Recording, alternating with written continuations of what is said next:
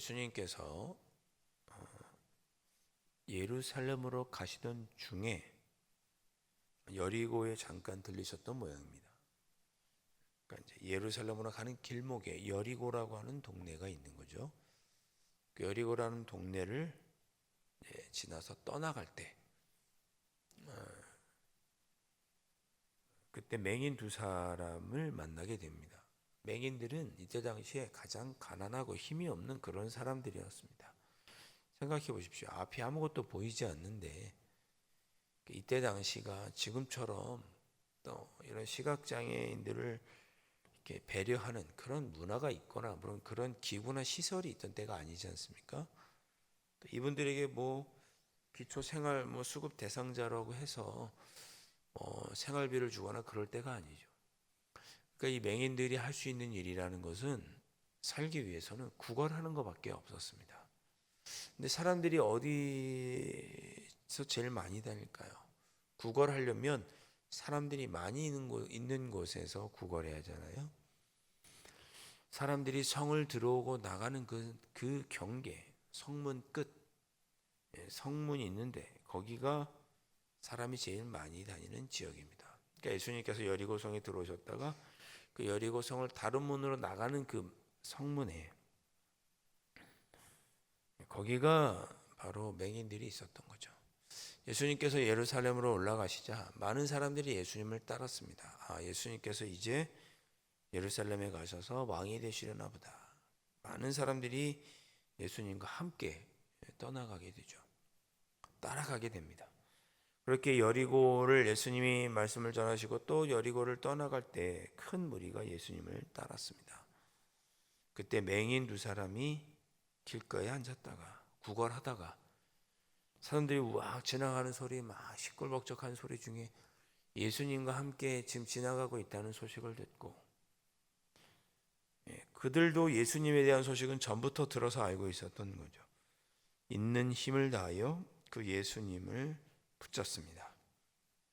주여 우리를 불쌍히 여기소서 다윗의 자손이여 하니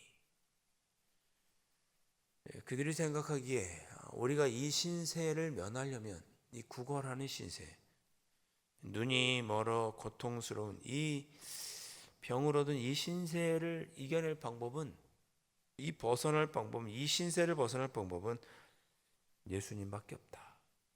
예수님을 부른 거죠. 주여 다윗의 자손이여 우리를 불쌍히 여겨 주십시오 라고 소리를 질러서 외칩니다. 정확히 예수님을 볼 수 없으니 대충 예수님이 지나가는 방향이라고 짐작되는 곳을 향하여 소리를 질렀겠죠. 막 소리 지르는 거예요. 주여 주여 또 우리를 불쌍히 여겨 주옵소서. 한 번 외쳤겠어요? 여러 번 외쳤죠. 주변 사람들이 만류할 정도로 여러 번 외쳤습니다. 31절 무리가 꾸짖어 조용해 잠잠하라 그런 거죠. 그렇지만 더욱 소리를 질렀습니다. 왜? 지금 아니면 방법이 없으니까 마지막 기회이니까 더욱 그들이 소리를 질러서 주여 주여 우리를 불쌍히 여기소서 다윗의 자손이여 라고 외치게 됩니다. 마태복음에 보면 주여 우리를 불쌍히 여기소서 라고 하는 곳이 몇 군데 있습니다. 수로보니게 여인도 이방인이었지만 자기 귀신 들려 말 못하는 자기 딸을 고치기 위해서 예수님께 나와 이방인인 그녀가 예수님을 주님이라고 부르고 다윗의 자손이라고 부르고 불쌍히 여겨달라고 부탁을 하죠. 자기 딸을 고쳐달라고. 또 앞에 보면 귀신 들려서 눈이 멀고 말 못하는 사람도 예수님이 진다간다는 소리를 듣고 주여 다윗의 자손이여라고 외칩니다. 오늘도 두 맹인이 예수님을 가리켜 주여 다윗의 자손이여 불쌍히 여기소서 외치죠. 아이러니하게도 바리새인 서기관들은 예수님을 주님이라고 고백하지 않고 다윗의 자손이라고 고백하지 않는데 앞이 보이지 않는 맹인들은 예수님을 주님이라고 고백하고 다윗의 자손이라고 고백하죠. 자, 그렇게 예수님을 부르더니 예수님께서 그들을 향하여 나아가십니다. 그들을 불러서 너에게 무엇하여 주기를 원하느냐? 어떻게 해줬으면 좋겠느냐? 주여 나의 병든 몸을 고쳐주시옵소서 부탁한 거죠.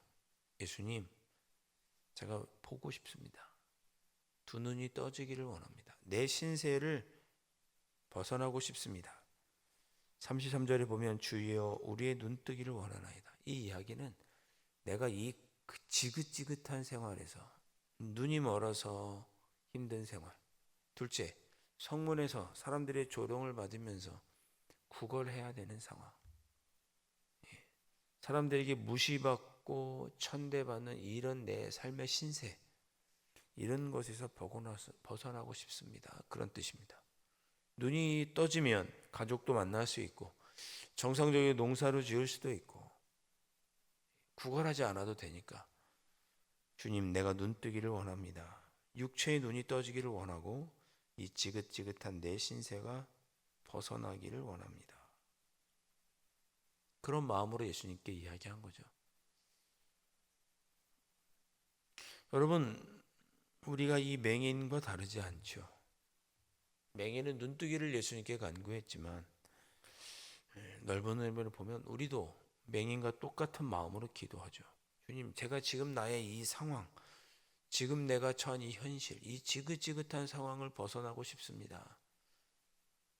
주님, 다윗의 자손이신 주님, 나를 불쌍히 여겨 주십시오. 라고 기도합니다. 34절, 예수께서 불쌍히 여기사 그들의 눈을 만지시니 곧 보게 되어 그들이 예수를 따르니라. 오늘 말씀 중에 불쌍히 여겨 주십시오라는 얘기만, 이 불쌍히 여기사라는 단어만 예수님이 한 번, 맹인들이 두 번, 세 번이나 나옵니다. 여러분, 우리가 예수님께 할 말은 두 가지뿐인 것 같아요. 주님, 나를 불쌍히 여겨 주십시오. 하나. 두 번째, 하나님의 이름을 찬양하는 것. 두 가지밖에 없는 것 같습니다. 그러니까 주님께 간구할 때 놀라우신 하나님을 찬양하는 기도, 아니면 나를 불쌍히 여겨달라는 기도, 둘 중에 하나죠. 예수님께 할 말이 이것뿐입니다. 주님 불쌍히 여겨주십시오. 주님 불쌍히 여겨주십시오. 우리가 예수님께, 우리 주님께 할 말은 이것뿐입니다. 주님이 아니면 안 되고, 주님이 아니면 이 신세를 벗어날 방법은 없고, 주님이 아니면 내 삶의 문제, 내 죄악, 나의 교만 끊을 수 있는 방법이 예수님밖에 없으니까 주님, 나를 불쌍히 여겨주십시오. 주님, 나를 불쌍히 여겨주십시오. 우리가 다 맹인이고 우리의 삶의 문제를 놓고 주님께 아뢰 수 있는 기도는 이것밖에 없는 거죠. 그런데 요즘 사람들은 어떻습니까? 신앙생활 하면서 자기의 의가 높아요. 나는 잘못한 게 없죠. 어제 한인교회에서 목회하시다가 오신 몇 분 목사님을 만났습니다. 해외에서 한인교회를 하시다가 돌아오셨는데 그 교회에 있는 성도님들의 절반은 국제기구에서 일하는 고위 공무원들, 한국에서 파견돼. 그리고 절반은 대기업의 의학 같은 거, 연구원, 최고의 박사, 이런 사람들만 있는 거예요. 그분들이 신앙생활을 하시는데 주일날이 끝나고 나면 와서 이메일이 와 있어요. 벌써 주일날 끝나고 설교 예배 집에 가면 주일날 이메일이 와 있어요. 목사님, 오늘 설교는 이렇고 내용적으로 이렇고 순서가 논리적으로는 이렇게 틀리고 용어가 이렇게 쓰셨고, 매주 이메일이 와 있는 거예요. 피가 마르는 줄 알았답니다. 피가 마르는 줄. 그래서 하시는 말씀, 그 교회의 성도들은 자기의 의로움과 지식으로 아주 그냥 꽉 차 있는 거예요. 신앙생활을 그렇게 하는 거죠. 나를 불쌍히 여겨주십시오라는 마음이 이만큼도 없어요. 왜? 그들은 고위공직자고, 예, 코로나 때도 직장을 잃지 않는, 국경이 폐쇄돼도 직장을 잃지 않는, 따박따박 아주 높은 임금이 나오는 그런 곳에 있는 그런 사람들이니 부족함이 없이 사는 거죠. 세상적으로 봤을 때도 성공한 사람들로 비춰지고, 그들의 마음속에 주님 나를 불쌍히 여겨주십시오라고 하는 겸손한 마음 없는 거예요. 주님 내 신세를 좀 긍휼히 여겨주십시오라고 하는 마음도 없는 거예요. 그러니 목사님의 설교를 매일매일 비난하고, 어떠한 성도 간의 교제, 하나님을 향한 간절한 마음도 없이 그렇게 살아가는 것을 신앙생활인 줄로 알고 살아가더라. 사랑하는 성도 여러분, 우리는 불쌍히 여겨주십시오라고 하는 기도 외에, 하나님의 이름을 찬양하는 것 외에 할 기도가 없습니다. 우리는 불쌍히 여김을 받아야 되는 존재예요. 그 마음이 없으면 바리새인 서기관이 되는 거죠. 오늘 이 새벽에 여러분 기도하실 때 주님 나를 불쌍히 여겨 주십시오. 예수님이 아니면 나는 살 수 없습니다.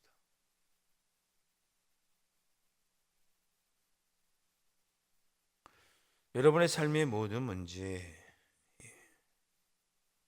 여러분의 신세, 여러분의 마음의 상처, 걱정, 근심, 염려, 주님 나를 불쌍히 여겨 주십시오라고 하는 겸손한 마음으로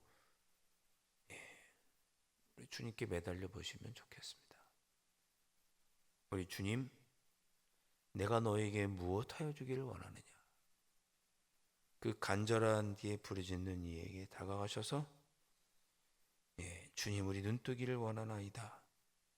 간절한 소원을 들으시고 그들의 눈을 만지시고 뜨게 해주신 것처럼 우리의 삶의 기도의 제목도 회복시켜 주십니다.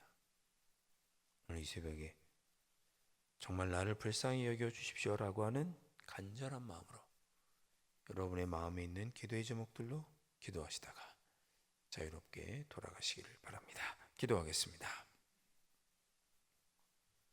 주님, 나를 불쌍히 여겨 주시옵소서. 주님, 나를 불쌍히 여겨 주시옵소서. 주님, 저희가 주님께 드릴 기도는 우리의 마음가짐은 이것뿐임을 고백합니다. 주님이 아니면 내 신세를 회복시켜 주실 분이 없다는 그런 간절하고 절박한 믿음과 간절한 마음으로 오늘 이 새벽에 저희들 기도할 때 주님 찾아오셔서 저희들에게 물어주시고 내가 너에게 무엇하여 주기를 원하느냐 물어주시고 저희의 간절한 소원을 듣고 해결함을 받는 귀한 은혜를 저희들이 누릴 수 있도록 아버지 하나님 이 시간 저희들의 기도를 들어 주시옵소서. 귀하신 예수 그리스도의 이름으로 간절히 기도하옵나이다. 아멘. 하늘에 계신 우리 아버지, 아버지의 이름을 거룩하게 하시며 아버지의 나라가 오게 하시며 아버지의 뜻이 하늘에서와 같이 땅에서도 이루어지게 하소서. 오늘 우리에게 일용할 양식을 주시고 우리가 우리에게 잘못한 사람을 용서하여 준 것 같이 우리 죄를 용서하여 주시고 우리를 시험에 빠지지 않게 하시고 악에서 구하소서. 나라와 권능과 영광이 영원히 아버지의 것입니다. 아멘.